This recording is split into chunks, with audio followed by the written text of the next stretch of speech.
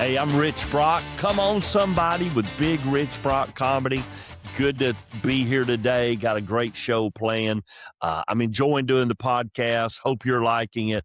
I encourage you to share it on your Face World, Instagram, whatever it is you got. Share it on there, comment, share it with some friends. Let people know what's happening. Season 2, we're in the midst of it. And looking forward to bringing you more insights, talking about growing up in the 1900s, talking about parenting, grown kids, dating in my 50s, whatever subjects we get into. It seems like a lot here lately. I've been kind of retro and talking about stuff from years back. And I think it's cool to see the similarities of things we have now and also the differences. But before we do anything, make sure you follow me at bigrichbrock.com. Get all my show dates. Hit me up on Facebook. I post everything there so you know what's happening. I'm going to be, man, the summer, I don't slow down in the summer, baby. I got shows all over the place. I'll be back in Florida for a week. I've got a winery show in North Carolina. Just got back from Nashville, spending a week there. Did Zany's, the Nate Land show on Mondays, which is always a hoot, good time, meeting good comics from across the country. And if you're in an area where you're like, Big Rich, man, I wish you'd come to where we are, let me know. Give me a couple ideas of places to call. We'll put a show together.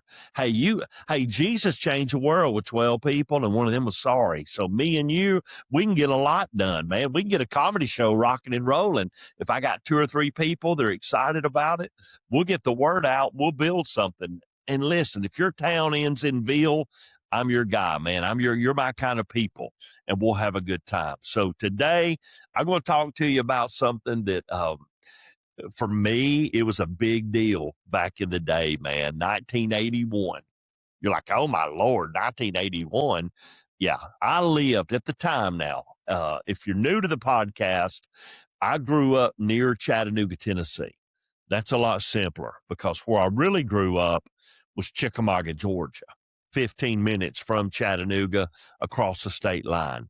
And to be even more specific, I lived at 311 Hog Jow Road, Chickamauga, Georgia. Yes, that's a real place. Yes, that house still stands. Yes, I wish I still owned it today. It's a beautiful place. I haven't lived there since I was a teenager. You know, at the time I'm talking about today, I remember when I got old enough to drive, when I turned 15, we moved back into the city of Chickamauga. And I know that doesn't sound like much, but when you're 10 miles out and your closest neighbor, you can't see them for all the woods and all the cow pastures and the creek and all that, that's out there. I remember growing up, the only kid, my best friend, a guy named Jeff Cooper, when I was a kid, he lived 5 miles or maybe 4 on down the road from me. It wasn't like you got on your bike because, you know, one, there wasn't a lot of traffic out there and there was stranger danger even back then. So it wasn't like we lived across the street from one another. Now, in the summers, I was in Mill Village in Chickamauga at my grandma's, my mama's house. Mill Village rocked with kids, man. There were kids everywhere. We were like the little rascals. Come on, somebody. We were doing stuff all the time, man. You know, before you had to go, like my boys all played organized sports, rec ball. I played rec ball, but then they all got into travel ball. See, when you grew up in the 1900s, you had rec ball. And then if you were good enough, you made all-stars. And then after all-stars, after district, sometimes you got to move on. Sometimes you didn't, but that was it. It was over, and you waited for the next sport. Now you can play basketball year round if you want to, baseball, competitive 7-on-7 football, different things. It's a whole different world. Volleyball. Listen, where I live in Cartersville, Georgia, right down the road in Emerson, one exit up, you've got Lake Point. Lake Point is this huge complex that is making millions of bucks with youth organized sports in there every week. Man, we took several of my son's travel basketball teams down there. And I remember a few years back, we were in a tournament he was in, And they had that thing spread out over Lake Point, Georgia Northwestern College, a couple other gyms in the area, and everybody was talking. They said, man, at the main gym, go up there. And they're like, why? Because that's where the top teams were playing. And in the gym that day, we went. Here's who you had there because their kids were playing. You had Shaquille O'Neal, LeBron James, Dwayne Wade, Kevin Durant's dad coached against my son's team. It looked like KD, except 70 instead of 30, at the time. A who's who of NBA talent was in the gym, and every D1 coach of a top program was there. Man, you had Coach K was there. You had Roy Williams. You had I can't remember all of them, but I remember Coach K because my son, for whatever reason, is a Duke fan, still is today. And he wanted to meet, he saw Coach K and he went up and said, I said, go say hello to him. It's just over there by himself. The game's not going on. He went over, said hello with his buddy and asked for a photo. And Coach K was super to him. But he said, son, I can't do the photo because it could be a recruiting violation at the time. And my son looked at him and said, Coach, I'm 5'9". It won't be a recruiting violation. And he chuckled. They had a good moment. But all of those top people were right there in Emerson, Georgia for the weekend. And social media was popular, but people didn't just take pictures like crazy and post them. It was kind of, you knew it if you were there. And see, that's one of the things now that's so different. If it happens somewhere in the world, we all know about it within 30 seconds because it gets posted, it can go viral, and it's shared everywhere. A scandal happens, everybody knows. And there's things that happen like when I was a kid. And for example, what I want to talk about and share with you for a few minutes, in 1981, man, August 1st, 1981, MTV was launched. That's when it came out. And for you guys that don't know, MTV's music television. Now, if you're under 30 years old, MTV means reality TV to you. But if you're over 40, MTV was where the first time, especially if you're over 50, you saw music videos.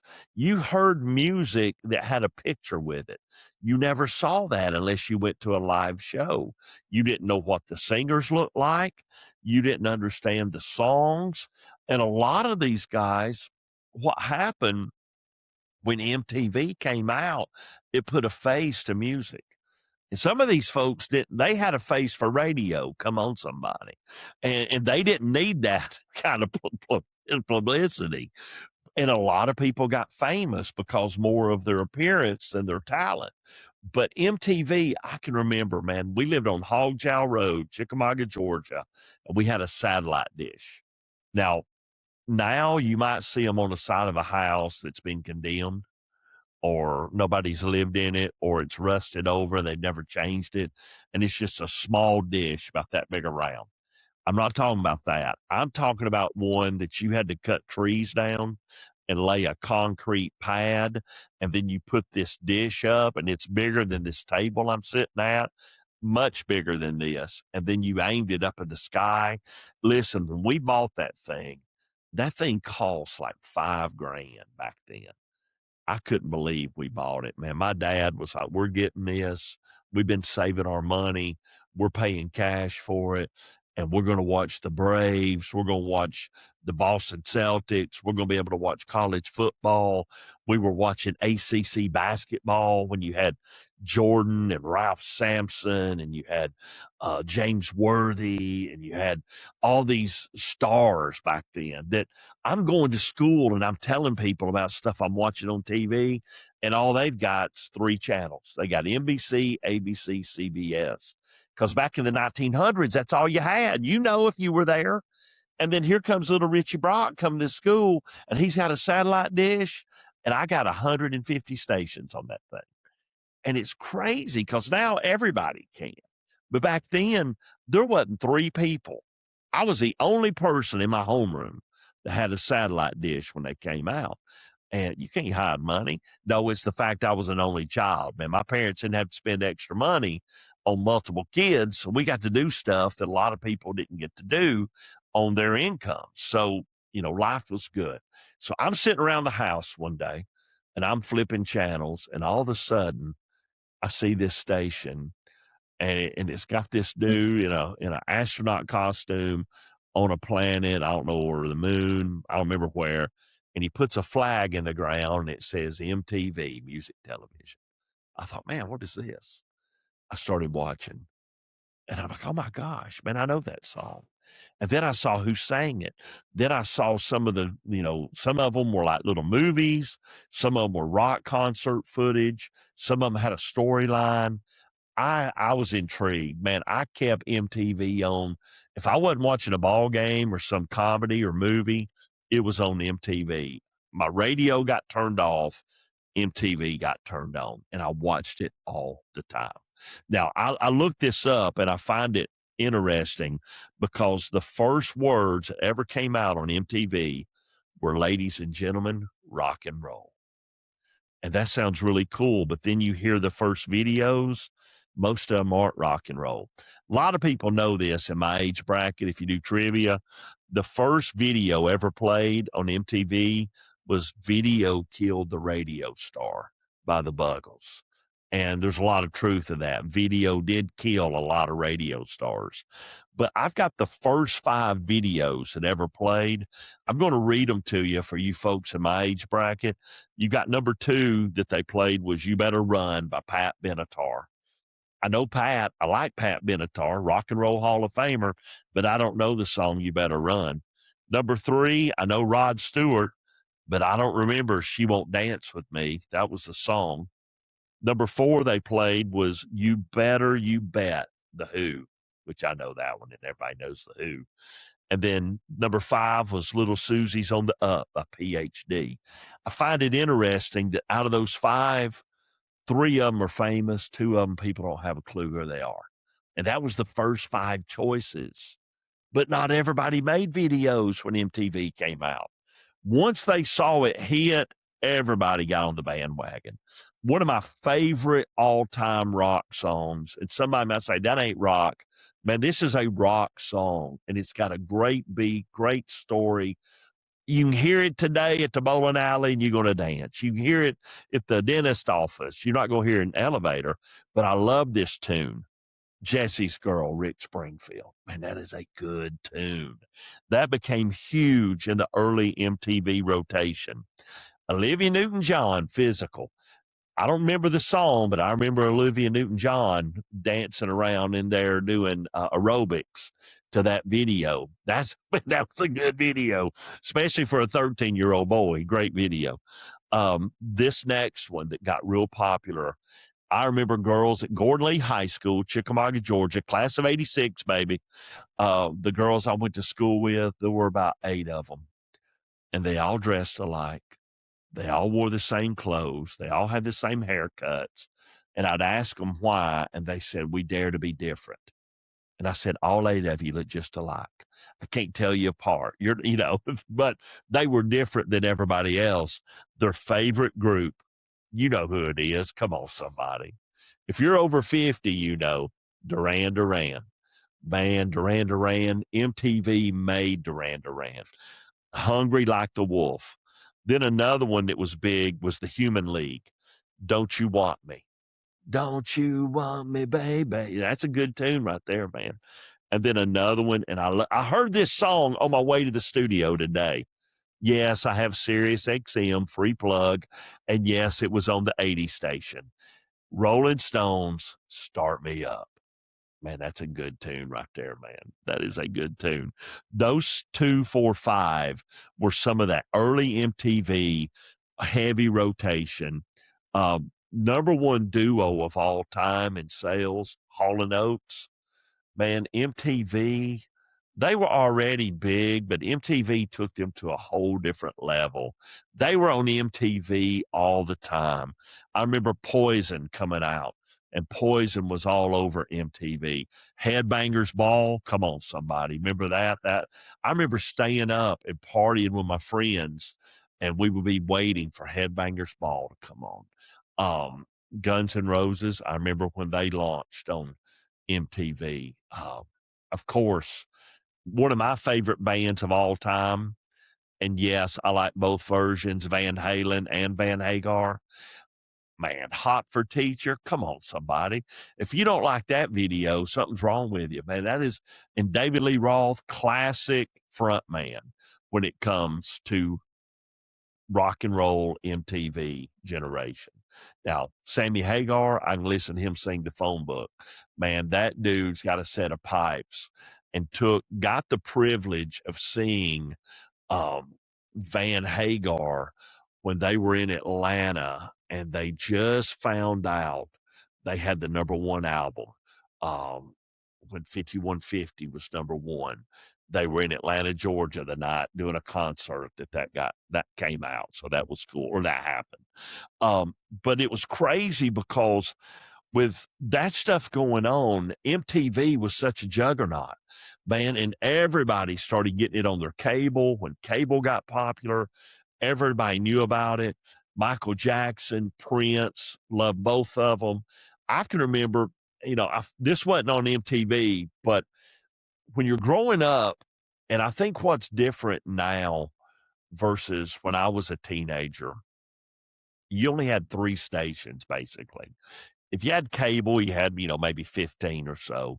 But I remember when I was like 15, it'd been 1983, and the Motown 25th anniversary came out, and Michael Jackson was huge. Billie Jean was out, Thriller was out. That album was, as everybody knows that album. It was out. Billie Jean was the song, and Michael Jackson was on this episode, this Motown anniversary show with his brothers, and they're singing the old Jackson 5 stuff and dancing and having a good time. And then it gets quiet. And Michael Jackson, in his voice, I'm not going to try it because I can't get that high. He says, man, those songs were good, but that's in the past. And today we're in the present, or something like that. And all of a sudden you hear the beat of Billie Jean, and the place goes crazy. And I'm sitting in my room watching it because I had a TV in my room. Come on, somebody. If you got a VCR, you got to have a TV in your room. So I'm sitting there watching this on my little color TV, and I watch Michael Jackson do something I'd never seen in my life. He moonwalked across the stage. I'm like, my God, how'd he do that?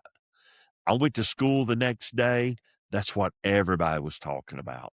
I mean, everybody, people trying to do it, people, taking their sock feet and going across the floor at school.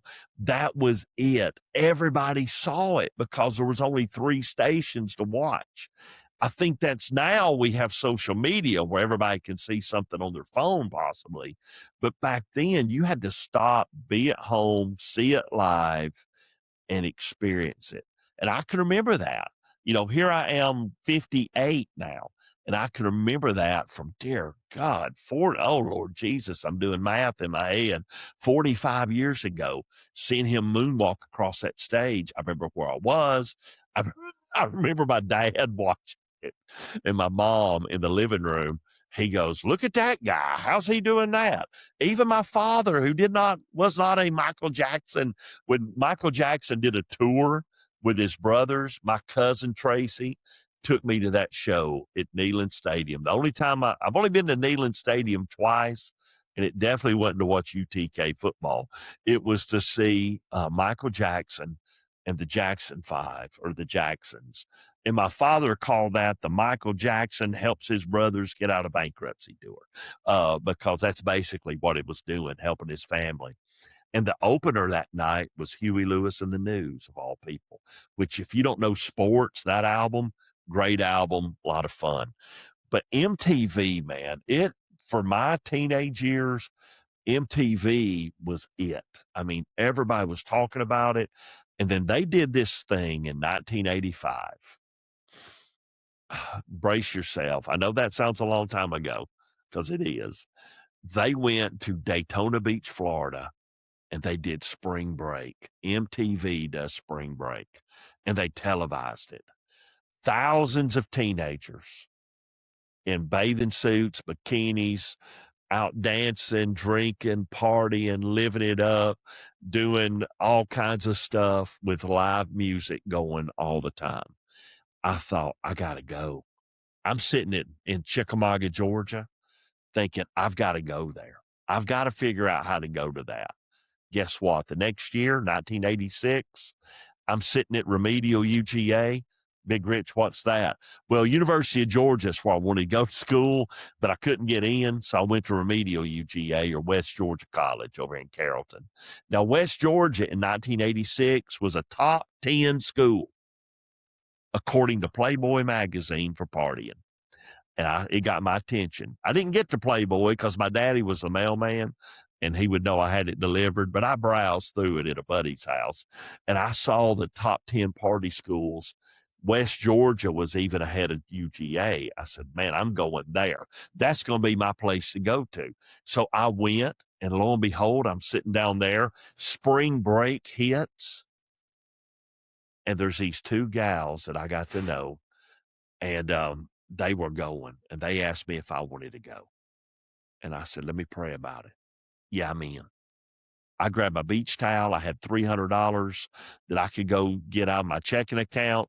And we took off to Daytona Beach, spring break, 1986 in March. Now, it's funny. I remember those two girls because we drove a convertible Chrysler LeBaron. Come on, somebody. And those two girls, for you younger folks, thank God this style hadn't came back. These two girls had the Cocker Spaniel hair, the little perm on the sides and the spray up, higher the hair, closer to God. They had that look. Both of them beautiful girls, but had that Cocker Spaniel hair. We take off down there. And I remember a couple of these, but I looked this up. Here's some of the groups that were there when we were there. You had the Beastie Boys. You had Run DMC. You had Bon Jovi, and another one of my favorites, and this could be a whole different episode one day. And it's so funny because when you grow up in Chickamauga, I didn't know how. Man, I'm a redneck from Chickamauga. I called this bunch Inks. I said, boy, that Inks band's good. And one of my friends says it's In Excess. I said, oh, yeah, that makes more sense. In Excess, man, if you go to YouTube, pull up In Excess and watch. They got a video of them in a stadium in England doing a song. It's one of the best videos you're ever going to find with music. The energy, the people, Michael Hutchinson doing his thing, the band's all in. They're in that groove. Great, great band. He left us way too early. But all of those folks played down there. And to be honest, I didn't remember much of it because it was a lot of alcohol, a lot of partying, but I knew that's what I wanted to do, man. I had to go there, and I got to go. And MTV, it's crazy because it went from that to now. There is no music on MTV.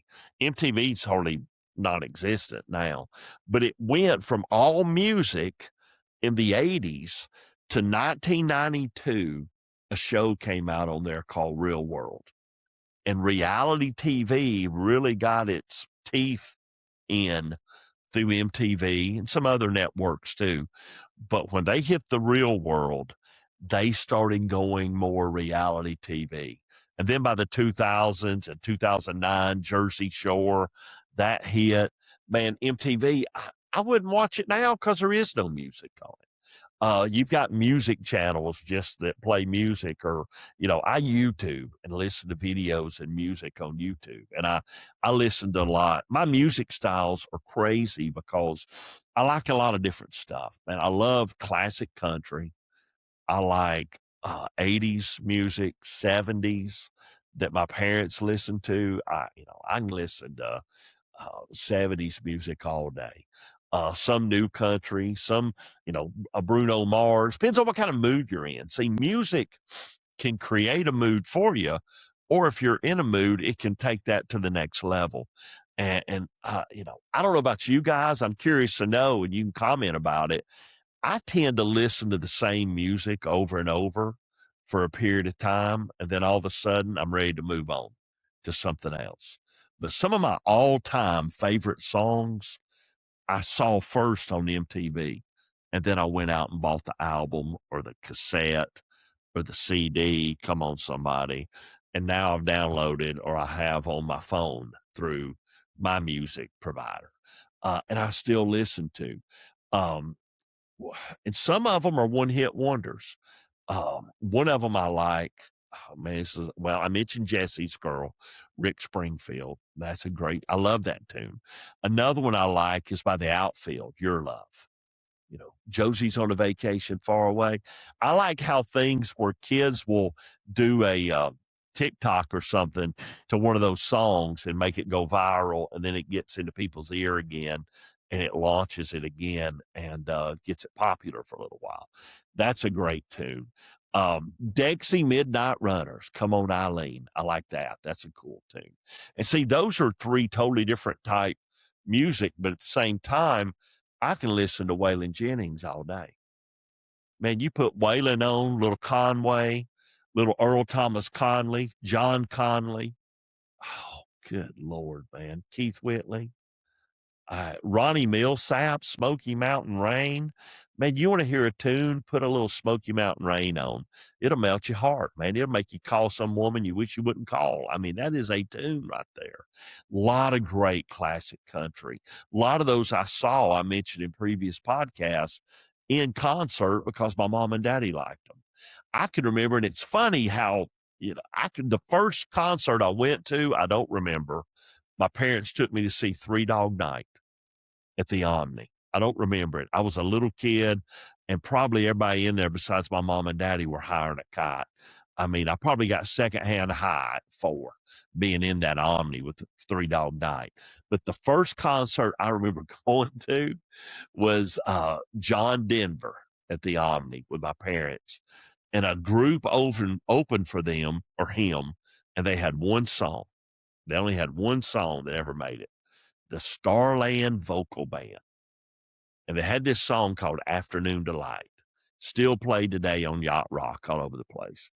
I had no idea that's talking about SEX. And I'm singing that song constantly around the house, in the car. I think I broke it out at church one Sunday. Man, I love that tune. And my mom was like, you can't be singing that. Why? Y'all took me to the concert. See, I had her. And then they tried to explain to me, just don't sing that right now. But I had no idea till I got older what that was talking about. But I love MTV. I guess I still do, but I don't have that outlet other than YouTube now, which YouTube is a great thing. I enjoyed immensely. So I'm curious if you were around when MTV launched, what were some of your favorites? Who were some of another little interesting thing, there are groups or artists then that I didn't like that I listen to now and I listen to all day. For example, I wasn't a Hall & Oates fan. Now I'll listen to Daryl Hall sing the phone book, man. There are some good tunes. She's Gone, Man Eater. Man, those are great tunes that are on my playlist today. So you might have some that you really liked, or there might be some of those back then you thought, kind of lame, but now you're in and you would buy the t-shirt if you went to the show. I hope you've had a good time today. Play some music, let it inspire you, enjoy life, keep smiling. Find me at a show. Visit bigrichbrock.com, and I look forward to seeing you at a show near you real soon. Have a great day.